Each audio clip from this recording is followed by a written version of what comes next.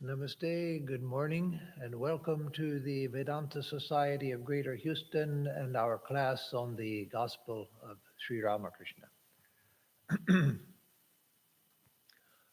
Om Sarva Jiva Papanashakaranam Bhaveshwaram Swikritam cha garbhavasadeha pashamidrisham Yapitam swalilaya cha yena divya jivanam Yapitam swalilaya cha yena divya jivanam Tannamami Deva Deva Ramakrishnam Ishwaram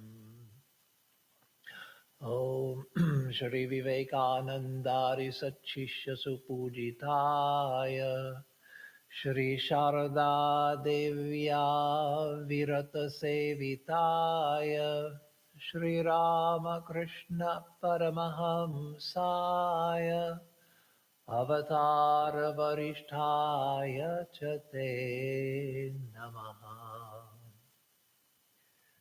We salute Sri Ramakrishna, God of gods and Lord of existence, who of his own free will took on human birth and lived a luminous life of divine play for the destruction of human ills.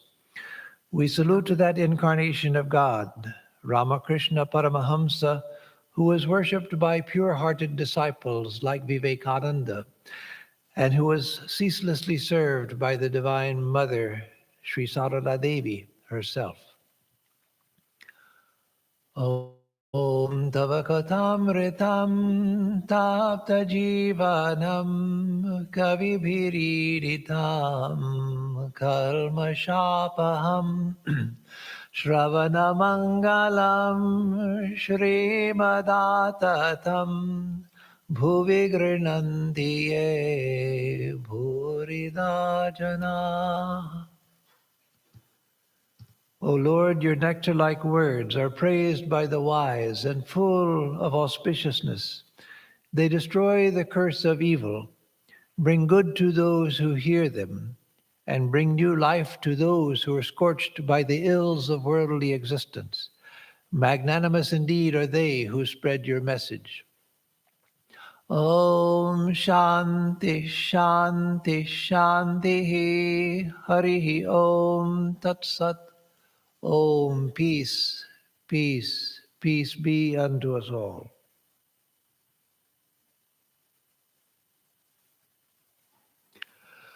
So this morning we begin a new chapter in the English version of the Gospel. It's chapter 15, entitled Last Visit to Keshav, referring, of course, to Keshav Chandra Sen.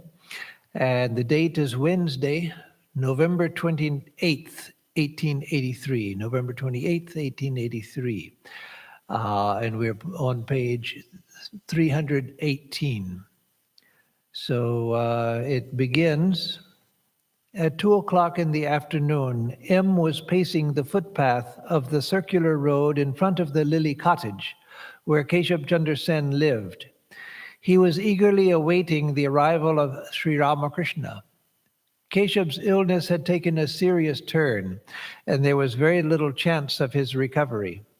Since the master loved Keshav dearly, he was coming from Dakshineshwar to pay him a visit.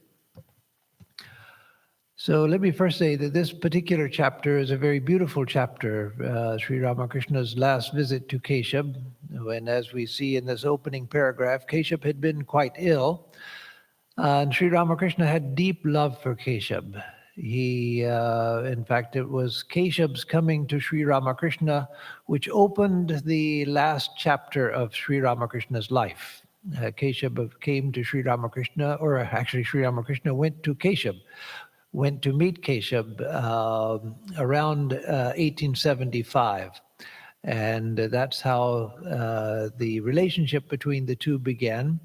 So it lasted for about 8 years, the relationship between the two. It was Keshav that introduced Sri Ramakrishna to the educated public of Bengal, and especially of Kolkata, and to the larger audience of the world. It was through Keshav that Max Muller, the great Orientalist, German Orientalist living in England, professor at Oxford, came to know of Sri Ramakrishna and began to write about Sri Ramakrishna, first an article and later a book about Sri Ramakrishna's life. So the coming of Keshav was extremely important in Sri Ramakrishna's life. You remember how in the early part of his spiritual practice, he used to go onto the roof of the Chandni, the house where Mathur Babu and Rani Rasmani lived, and where Sri Ramakrishna lived for most of his life at Dakshineshwar. When the disciples began coming, the young disciples, by that time he had moved to the room we now think of as Sri Ramakrishna's room. But before that, he lived in this the house where Rani Rasmani and Mathur Babu had lived.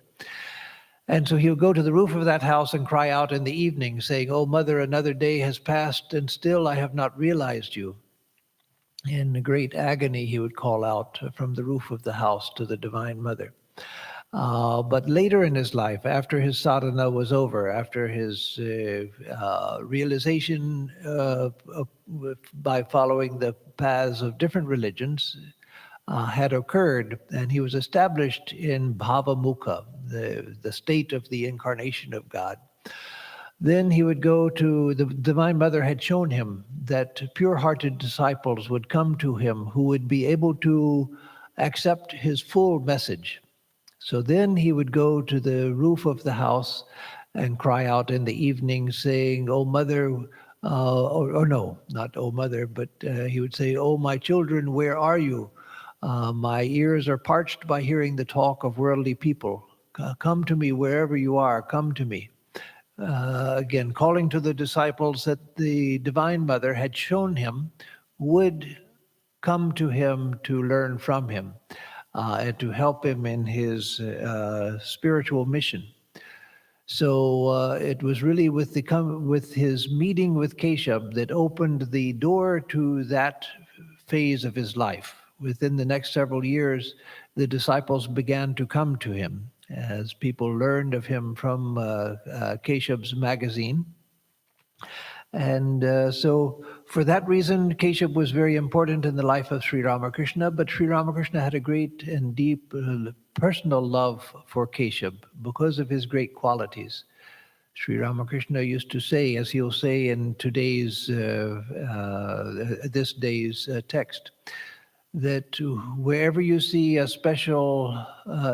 wherever you see special greatness, human greatness, know that a part of the Divine Mother's power is manifest there. And so he would say that of Keshav, that he had a special power from the Divine Mother, and that's why he had become famous in India and world famous among those who were interested in Indian, Indian religious thought. So, and he was also very fond of Keshav because of all of the leaders of the Brahmo Samaj. He saw in Keshav special spiritual qualities.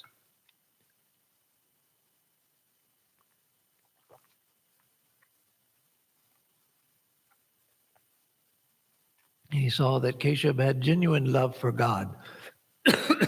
Most of the Brahmos were conventionally religious. That is, they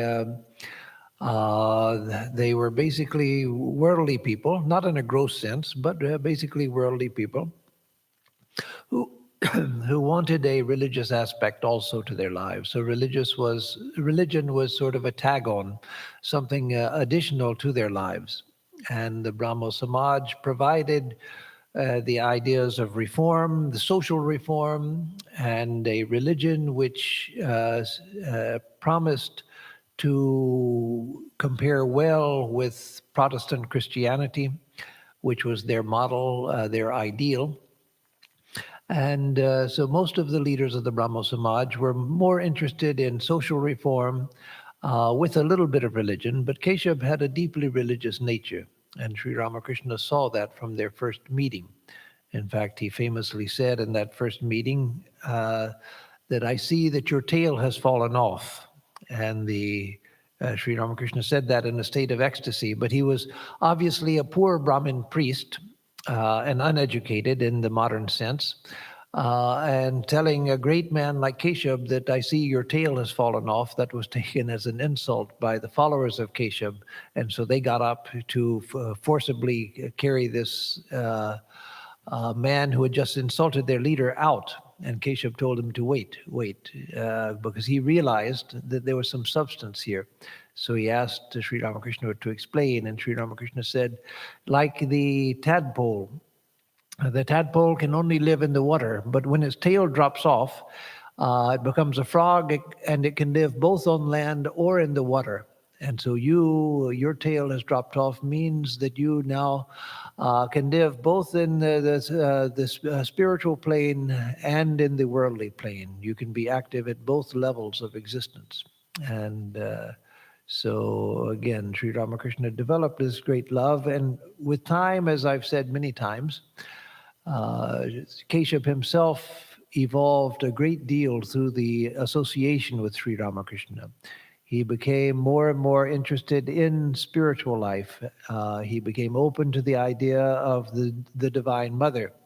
He began to realize that the purpose of religion was not just to be a good person and to have a little devotion to God, a little sentimentality, but it was to realize God. And so he began to spend more and more time in spiritual practice.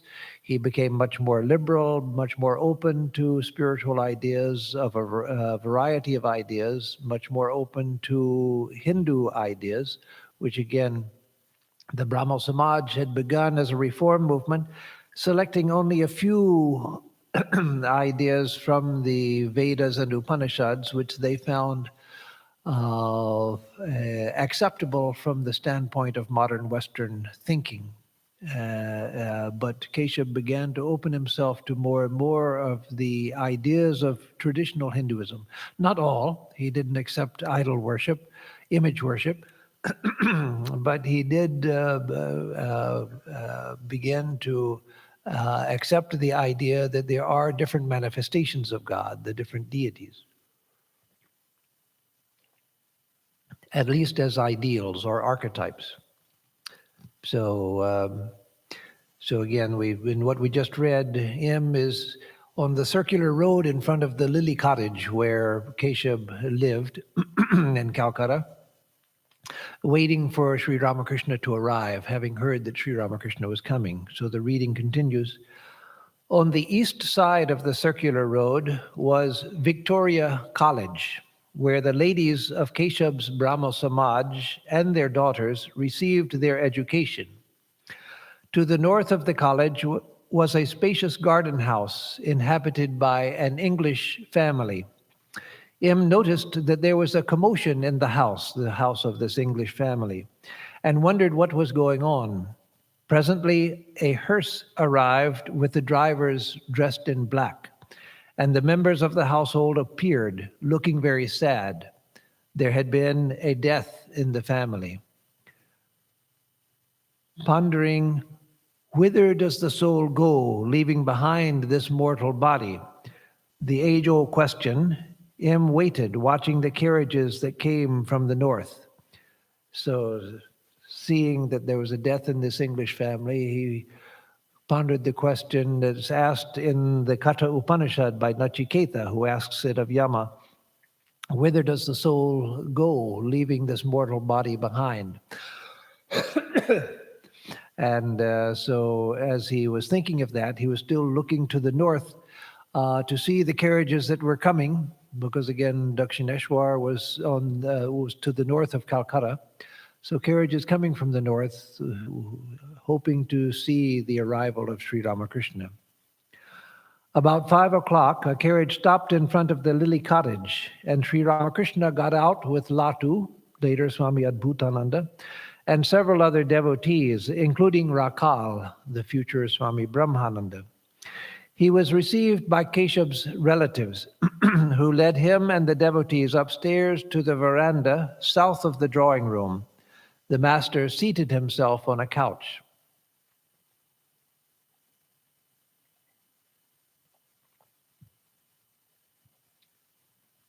As with Western houses, there is a living room or drawing room where visitors are brought. So in Indian homes, those that had the means to have more than one room, they would have a room where people would be entertained. The inner apartments were separate, where the life of the family was carried on, but there would be a drawing room where people would be received. And so Sri Ramakrishna is taken there.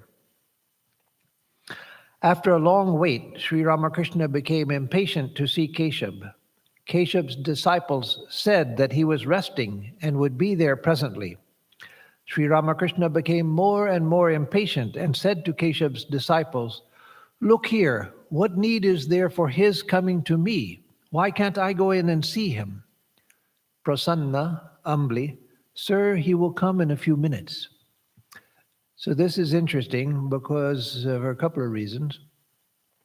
One is Sri Ramakrishna getting impatient. And so our understanding of a saint is one who is always like this and who would never express any impatience, but would just sit there like a stone, waiting on the will of God to unfold. But Sri Ramakrishna again had the nature of a child. He had no need for that. We need to practice patience. When we're in situations where things don't happen the way we want, we have to tell ourselves we have to be patient. We have to wait on the will of God. We can't control everything. We have to wait and let things unfold as they will. And that's because our impatience comes from our instinctive nature, which hasn't been purified, from our desires, for our overburdening sense of time and the value of time and wanting to get things done. Sri Ramakrishna's impatience didn't come from that. It was from his longing to see Keshav. He was eager to see Keshav. It wasn't from the thought, who are these people to keep a person like me waiting? Do they know who I am? Why should I be kept waiting here? They're not paying proper attention to me. It was not that at all. It was his strong desire to see Keshav. Another thing that it shows is that Sri Ramakrishna was impatient with that Western formality which had come to the educated classes in India, where everything is, there's the proper way to do things. The gentleman should come out and you should wait until the gentleman comes out. For Sri Ramakrishna, Keshav was his own.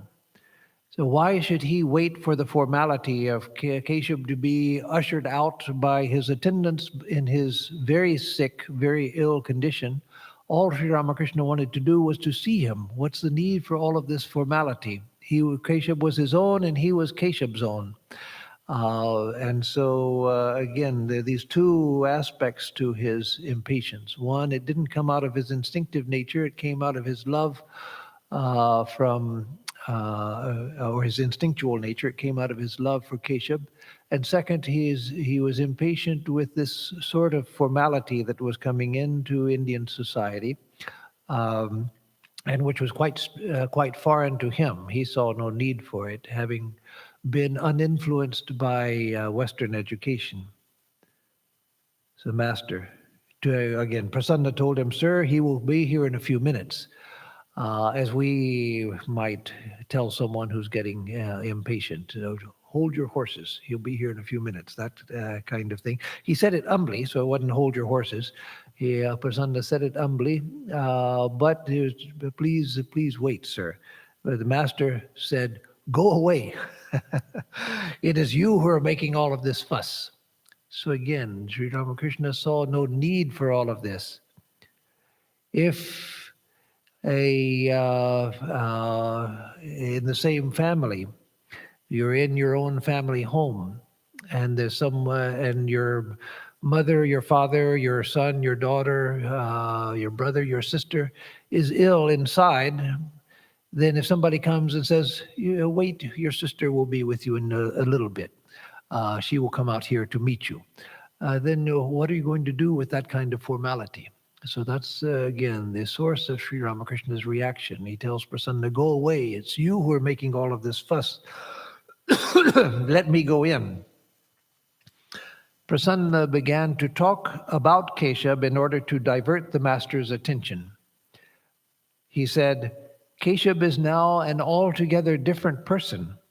Like you, sir, he talks to the Divine Mother. He hears the mother. He hears what the mother says and laughs and cries. So what a beautiful statement. And so again, Prasanna was not a bad person. He was approaching Sri Ramakrishna humbly and trying to divert his attention by telling him something that he knew the master would be delighted to hear. And he wouldn't have said this had he not recognized the importance of this also. It wasn't that he was saying it just to distract the master's attention. That was part of the purpose, but he said something that was deeply important to Sri Ramakrishna and which Prasanna understood and recognized and appreciated. Again, to read that last part, what Prasanna said, Keshav is now an altogether different person. Like you, sir, he talks to the Divine Mother. He hears what the mother says and laughs and cries. So what a wonderful statement. How from this you can see the tremendous transformation that had come over Keshav, someone who was a world-famous preacher. He was considered the best orator of his day in India. And the best orator in India doesn't mean just, well, among those savages in India, the best orator means he knew a little English. No. India had a great tradition of oratory and rhetoric and so forth, education. And so the best orator of his time in India meant that he could match his wits and his oratory with the greatest English orators anywhere in the world. So the greatest orator in India meant that he was on a class of the greatest orators anywhere. And yet now, he was always thinking about the Divine Mother, and not just thinking of her, but speaking to her, listening to what she said to him, hearing the Divine Mother's words. When the Master was told that Keshav talked to the Divine Mother and laughed and cried, the Master became ecstatic. Presently, he went into samadhi. You see that Sri Ramakrishna all through the Gospel tells people, learn to talk to God. Learn to talk to God. And he would say that eventually you can hear the Divine Mother speaking. You can hear her words. And so it continues the narration. It was winter, and the Master was wearing a green flannel coat with a shawl thrown over it. He sat straight with his eyes fixed, deep in ecstasy. A long time passed in this way.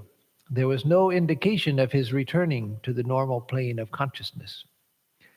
So some of these clothes, like his green flannel coat, those are still preserved at Belar Mutt. I've seen them and handled them. In fact, it was my blessed duty several years at Sri Ramakrishna's birthday, including in recent years when I was living in India, to be the guard of the relics during Ramakrishna's birthday, when some of his clothing would be on display outside and people could come by and see it.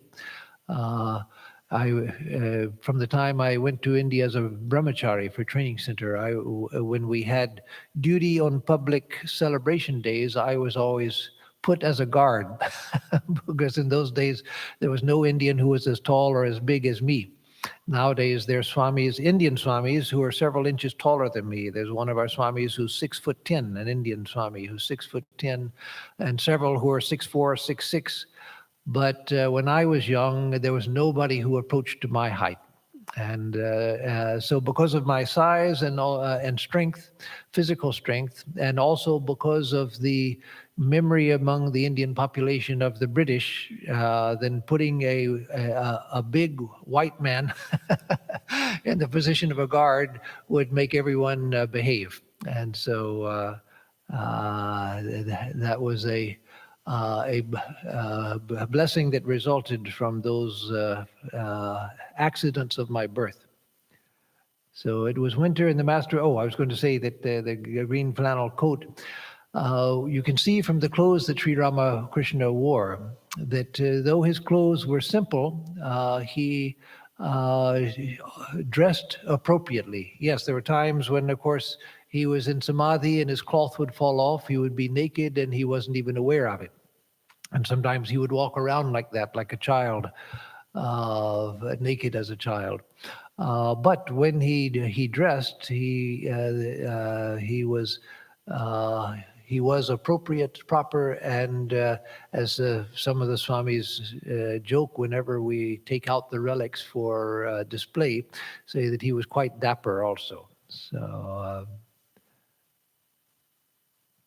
gradually it became dark. Lamps were lighted in the drawing room where the master was now to go.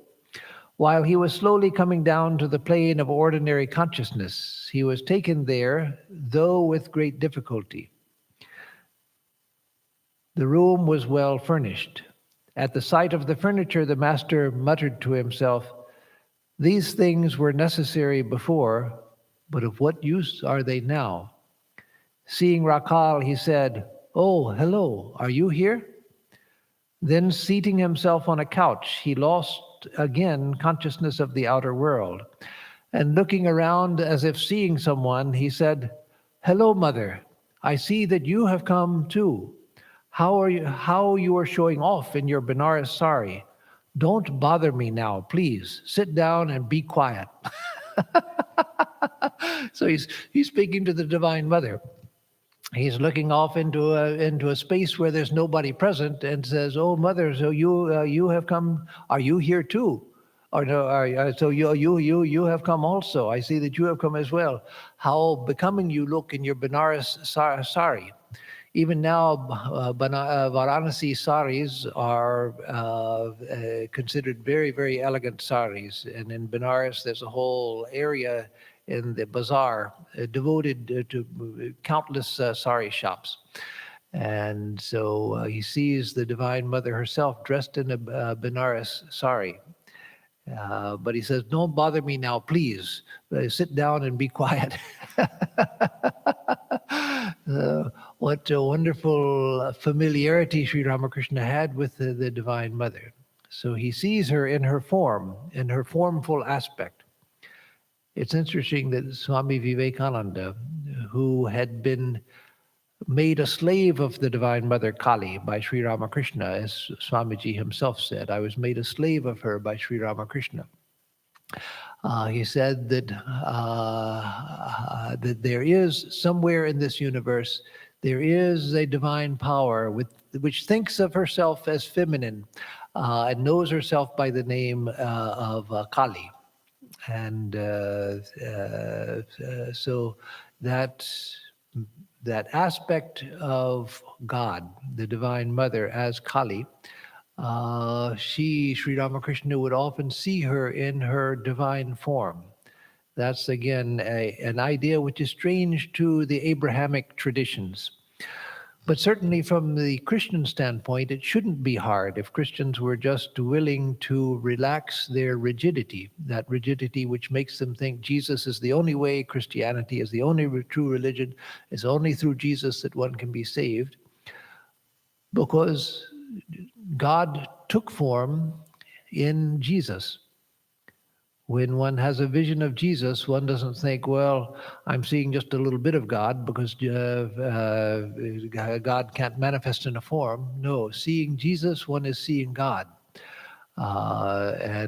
So if St. Francis of Assisi or St. Teresa of Avila has the vision of Jesus, they're seeing God, but seeing God in a divine form. And so Mother Kali, in the same way, appears manifest in a form, in an anthropomorphic form. It's the way that Kali manifests in human consciousness. And so Sri Ramakrishna was so familiar with her that he tells her not to bother him. If we were to suddenly see Kali, If we were not scared out of our minds and running away, if we had enough presence of mind to realize what an extraordinary blessing this is and wanted to stay with it, then the last thing we would do would be to say, well, please don't bother me now, sit down and be quiet. We would be completely awestruck. But Sri Ramakrishna was aware of the Divine Mother 24 hours a day and often saw her in her formed aspect. And when not in form, he saw her as the reality of everything, and hence his familiarity. The master was in a state of intense divine intoxication. In the well-lighted room, the Brahmo devotees sat around the master. Latu, Rakal, and Im remained near him. He was saying to himself, still filled with divine fervor, the body and the soul. The body was born and it will die, but for the soul there is no death. It is like the betel nut. When the nut is ripe, it does not stick to the shell, but when it is green, it is difficult to separate it from the shell. After realizing God, one does not identify oneself anymore with the body. Then one knows that body and soul are two different things. So the green betel nut, the shell and the nut inside, they're sort of fused. But when the nut ripens, then you can peel off you can remove the shell and the nut remains intact. Sort of like a coconut. When the coconut is green and you open it, the soft white gelatinous meat is on the inside of the shell. But when the coconut becomes ripe and you break it open, the coconut easily separates from the shell. So as a whole. At this moment, Keshav entered the room. He came through the east door. Those who remembered the man who had preached in the town hall, famous hall of Calcutta, or the Brahmo Samaj temple, were shocked to see this skeleton covered with skin. He could hardly stand. He walked, holding on to the wall for support. With great difficulty, he sat down in front of the couch. In the meantime, Sri Ramakrishna had got down from the couch and was sitting on the floor. Keshav bowed low before the master and remained in that position a long time, touching the master's feet with his forehead. Then he sat up. Sri Ramakrishna was still in a state of ecstasy. He muttered to himself, talking to the Divine Mother. So this, you see also the profound transformation that had taken place over the years in Keshav, that now when he saw Sri Ramakrishna, he put his forehead on Sri Ramakrishna's feet in an act of complete submission and surrender to Sri Ramakrishna, an act of worship and an act of surrender, of sharanagati, of taking refuge in Sri Ramakrishna. So when Keshav first met Sri Ramakrishna, he would at most have gone like this, a simple salute. He never would have bent down. Gradually, as he became more devoted to Sri Ramakrishna, then he showed greater humility when meeting Sri Ramakrishna. But by this point in his life, he actually gets down on the floor and puts his head on Sri Ramakrishna's feet and holds his head there for a long time, in an act of complete adoration and spiritual submission. One thing I meant to mention from the earlier paragraph, where Sri Ramakrishna was led into the drawing room, staggering because he was in a state of ecstasy and not in full control of his senses, external senses. And he saw the furniture in the room. He said, this at one time was needed, but now it's completely unnecessary, meaning now that Keshav is in his last days, what is the good of all of this? So that we have to, those who are not from India have to understand that in a traditional Indian house, there's practically no furniture. That nowadays in Indian homes, they have chairs and tables and bedsteads and things like that. But even when I used to go to India decades ago, most houses you'd go to, the rooms were almost empty. There might be a mat on the floor, a pallet on the floor with some pillows to lean against, the bolsters to lean against, and so forth. But there was not the habit of furnishing houses as we do in the West. And Keshav, being educated and sophisticated and a man who had traveled around the world, he had a nice home and a well-furnished home, but that would have, Sri Ramakrishna would have seen that as, again, a sign of his being influenced by the British Raj. And raising his voice, Keshav said, "I am here, sir, I am here." So again, Sri Ramakrishna, as it said in what we just read, the last read, that Sri Ramakrishna began speaking to himself, muttering to himself. So raising his voice, Keshav said, "I am here, sir, I am here." Again, because Sri Ramakrishna was in ecstasy. He took Sri Ramakrishna's left hand and stroked it gently. But the master was in deep samadhi, completely intoxicated with divine love. A stream of words came from his lips as he talked to himself, and the devotees listened spellbound. Master, as long as a man associates himself with upadhis, that is, false identifications, that I am Swami Atmarupananda, this is my body, this is my house, these are my clothes, this is my car, this is my career, etc. As long as a man associates himself with upadhis, so long he sees the manifold, such as Keshav, Prasanna, Amrita, and so on. But on attaining perfect knowledge, he sees only one consciousness everywhere. And that, of course, is what Sri Ramakrishna was seeing. The same perfect knowledge, again, makes him realize that the one consciousness has become the universe and its living beings, and the 24 cosmic principles. That is, it's the one consciousness which has become all of this. But the manifestations of divine power are different in different beings. It is He undoubtedly who has become everything. It is God undoubtedly who has become everything. But in some cases there is a greater manifestation and in others less. Vidyasagar once asked me, can it be true that God has endowed some with greater power and some with less? I replied, if that were not so, how is it that one man may be stronger than 50? If that were not the case again, how is it that we have all come to see you? So this we read much earlier when we came to the chapter on Sri Ramakrishna's visit to Ishwar Chandra Vidyasagar, where Sri Ramakrishna says exactly what he's saying here and explained to Vidyasagar that, yes, God's manifestations here are different. It's the one reality which is manifested as all of this. But in some places you see greater manifestation, in some places lesser. In some places the light is more, in some places it's less.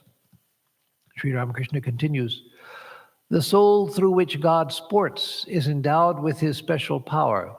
The landlord may reside in any part of his estate, but he is generally to be found in a particular drawing room. The devotee is God's drawing room. He loves to sport in the heart of his devotee.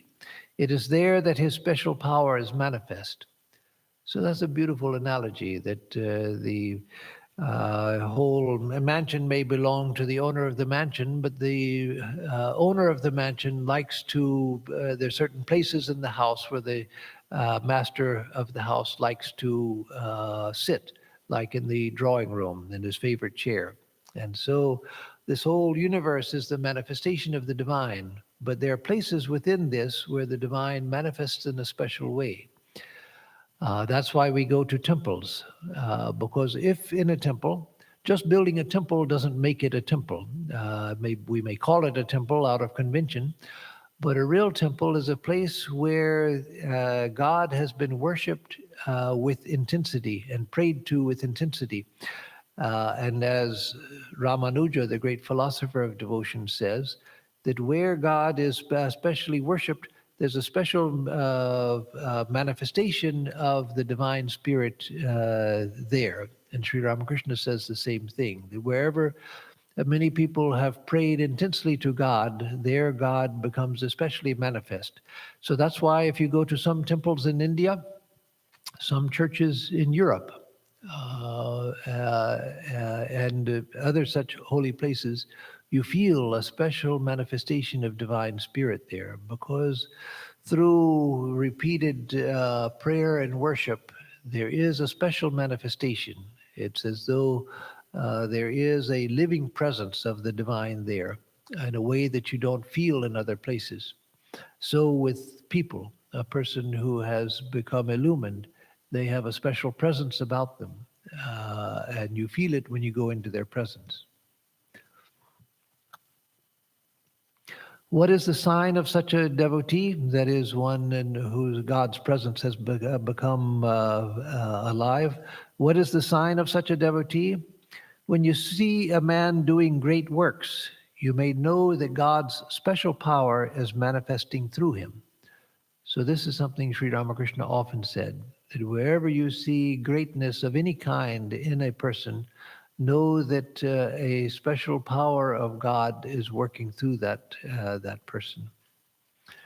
The primordial power and the supreme Brahman are identical. That is, Shakti and Brahman, the Lila and the Nitya are the same. The primordial power, that is Adya Shakti, and the supreme Brahman are identical.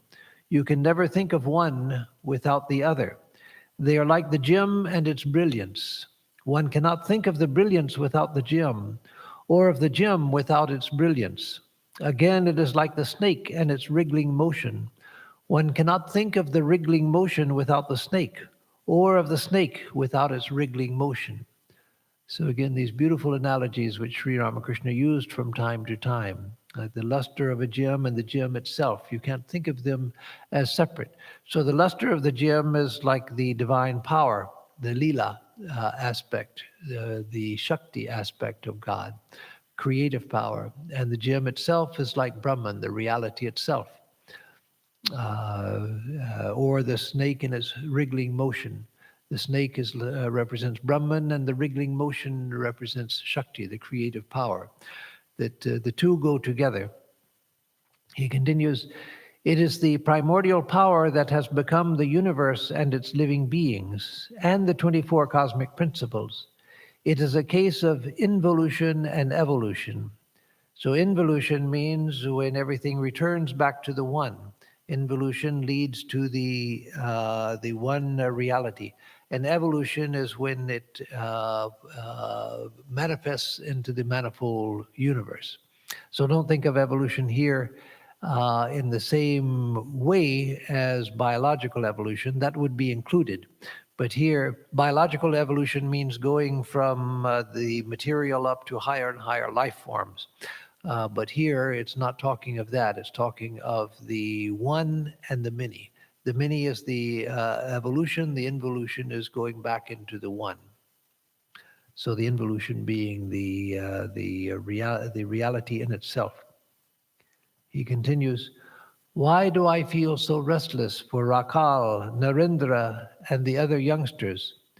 Hazara once asked me, when will you think of God if you all are always anxious about these boys? Keshav and the others smile. That worried me greatly. I prayed to the Divine Mother, Mother, see what a fix I am in. Hazara scolds me because I worry about these young men. Afterwards, I asked Bholanath, who is part of the temple management. Afterwards, I asked Bholanath about it. He said to me that such a state of mind is described in the Mahabharata. How else will a man established in samadhi occupy his mind in the phenomenal world after coming down from samadhi? That is why he seeks the company of devotees endowed with sattva. I gave a sigh of relief when Bholanath told me of the Mahabharata. So again, Sri Ramakrishna having the nature of a child, being a Paramahamsa, totally free, he had again that childlike nature. Shankaracharya says that the person of realization, the person of the highest realization, manifests that in different ways. Sometimes as a great scholar, a pandit; sometimes as a fool; sometimes as a madman; sometimes as a child. And so Sri Ramakrishna would himself manifest that state in different ways, but often in the nature of a child. And so if anyone challenged him, he would go running to the mother.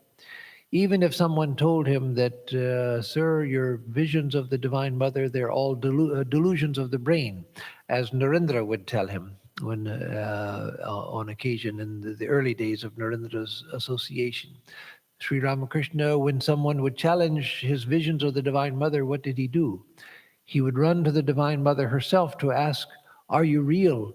Narendra says that you are all a figment of my imagination, that I'm crazy because of these visions of you. Are you real? And then the mother would assure him, yes, I am reality itself. And then Sri Ramakrishna would go back and scold Narendra for having shaken his mind. So that to us looks strange, if Sri Ramakrishna's faith could be so easily shaken. But we have to remember that he was in the state of a completely free soul, a Paramahamsa. And so sometimes his mind was that of a child. Sometimes Sri Ramakrishna could charm the greatest scholars with his words of wisdom. And sometimes he would be like a drunkard, so abstracted that he could hardly walk and hardly talk. So then he says, Hazara is not to blame. That is Hazara who told him that when are you going to think of God if you're always thinking day and night of these youngsters? Hazara is not to blame. During the period of struggle, one should follow the method of discrimination. Not this, neti, neti. And direct the whole mind to God. But the state of perfection is quite different. After reaching God, one reaffirms what one formerly had denied. To extract butter, you must separate it from the buttermilk. Then you discover that butter and buttermilk are intrinsically related to one another. They belong to the same stuff. The butter is not intrinsically different from the buttermilk, nor the buttermilk essentially different from the butter.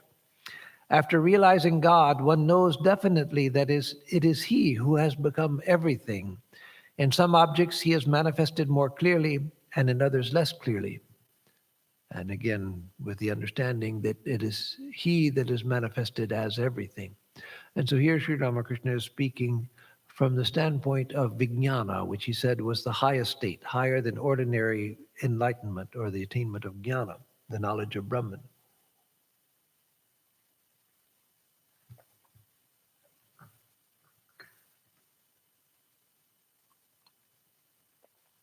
So he continues, when a flood comes from the ocean, all the land is deep underwater. Before the flood, the boat could have reached the ocean only by following the winding course of the river. But after the flood, one can now row straight to the ocean. One need not take a roundabout course.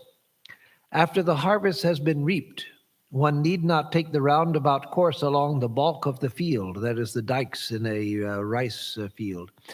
One can cross the field at any point. So a beautiful analogy again, that when everything is flooded, then there's really no separation from the ocean. You can just take your boat straight to the ocean. But before that time, you have to follow the rivers or streams, or in Houston, the bayous. But when everything is flooded, then there's water everywhere. And so everything is God. So the idea is that before the coming of divine knowledge, you follow certain disciplines, you follow certain practices, you worship God in certain places, at certain times, in certain forms. But once the attainment of God has happened, then you see that everything is divine, and there's no need further for particular channels of practice and channels of thought in order to attain to God. Everything is divine. After the realization of God, he is seen as all beings, but his greater manifestation is in man. Again, among men, God manifests himself more clearly in those devotees who are sattvic, that is, pure-minded, in those who have no desire whatever to enjoy woman and gold. Where can a man of samadhi rest his mind after coming down from the plane of samadhi? That is why he feels the need of seeking the company of pure-hearted devotees, endowed with sattva and free from attachment to woman and gold. How else could such a person occupy himself in the relative plane of consciousness? He who is Brahman is the Adya Shakti, the primal energy. When inactive, he is called Brahman, the Purusha. He is called Shakti or Prakriti when engaged in creation, preservation, and destruction. These are the two aspects of reality, Purusha and Prakriti. He who is the Purusha is also Prakriti. Both are the embodiments of bliss. So again, that's using the terminology of Sankhya, but to Vedantic purposes, and not just ordinary Vedantic purposes, but to the purposes of Sri Ramakrishna's state of vijnana, where everything is seen as divine. There's no longer even the distinction between Brahman and Maya. Maya is no longer seen as illusion, but Maya is seen as the creative glory of Brahman, just as the gem and its luster. It's not a gem with a cloud over it, as we think of Maya, the cloud covering reality. It's the gem and its luster. Maya has been seen to be nothing but divinity.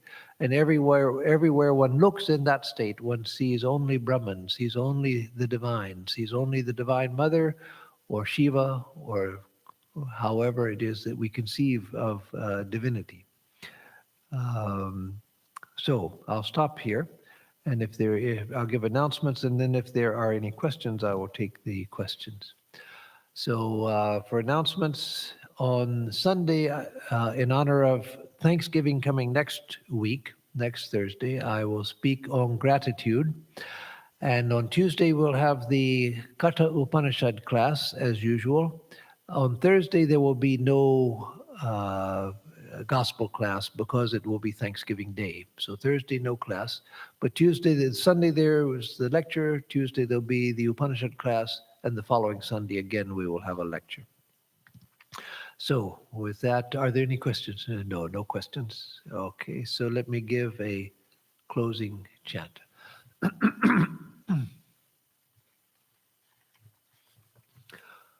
Om Niranjanam Nityam Anandarupam Bhaktanukampādhrita Vigraham Vai Ishavataram Parameshamidhyam Tam Ramakrishnam Shirasa Namama.